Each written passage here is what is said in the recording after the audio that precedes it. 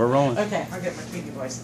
Okay, so Bear and Bo from the amazing band Needtobreathe, they are opening up for the first night ever here at the Rose Music Center in Huber Heights, which is kind of crazy, right? I saw your tweet. It's very crazy. You're like excited that you're the opening band here.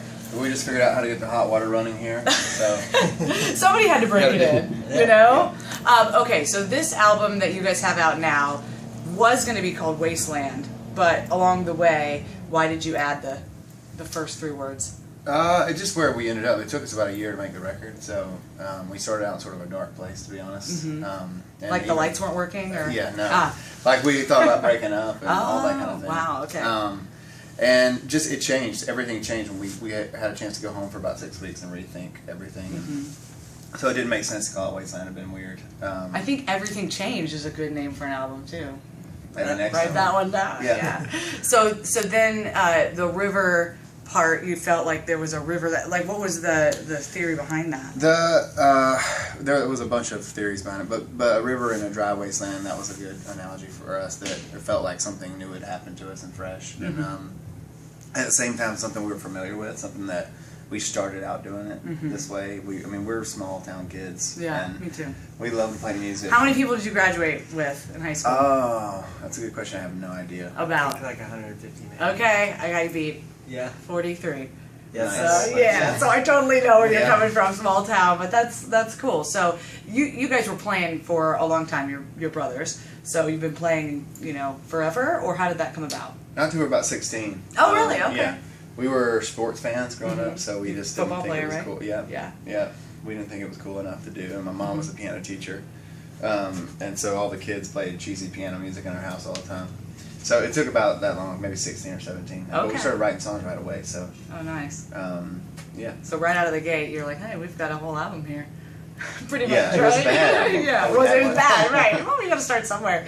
So were you boys forced to take piano lessons, but from your mom? Like, did you learn? We took a when few, you were kids? but I think she gave up on us Oh, pretty really? quickly.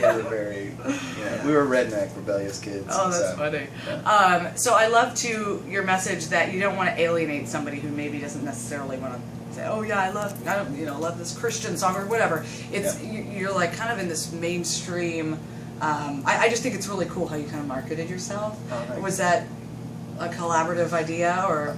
Yeah, I think it's something that we dealt with. Our dad was a preacher growing up, so obviously it was like, we had friends that would say, why don't you come over and go to this thing? And they're like, I'm not going to that church, So I think it's something that we did as people, originally. It was like, we need to have friends beyond just what our beliefs are. But at the same time, you want to write things, I think write songs about things that are important to you. And a lot of times our faith is a big part of that. So I think it's cool, and it's really cool how people are accepting of it, I think. Yeah. We don't get a lot of, I don't know, backlash from haters. It. Like they used to. Like I think in the 80s or stuff like that, people were really freaked when people did it, but it's cool for us.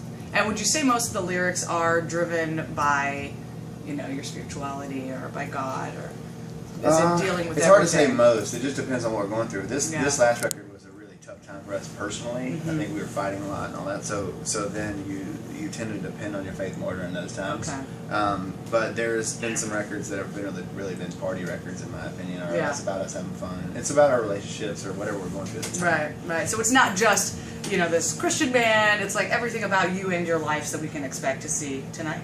Yeah. Okay. Yeah. Totally. And what would you say about your new album? How is it different from everything else? Because it sounds like you did go through, a time where your electricity was turned off and didn't have any lights on. I think it was I think it's the most vulnerable record. Okay. We always made honest records, but this is the first time I think we let people into some of our own mistakes and where we were.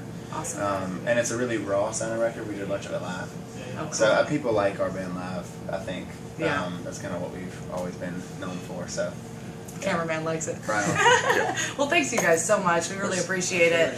We love your new single, which is crazy. You've got like 2 songs out right now. Did you do that on purpose, or does somebody else do that? Somebody does. Okay. The single stuff for us. Yeah, Brother is a great. We love that song. Yeah. It's great. It's something that means a lot to me and him. Well, it's so good to meet you, and I followed you on Twitter. So I'm Gina Ferraro, and I'll tweet this out. Okay. Sweet. Awesome guys. Yeah. Thank you. Thank you. Need to Breathe tonight, live in Dayton, Ohio.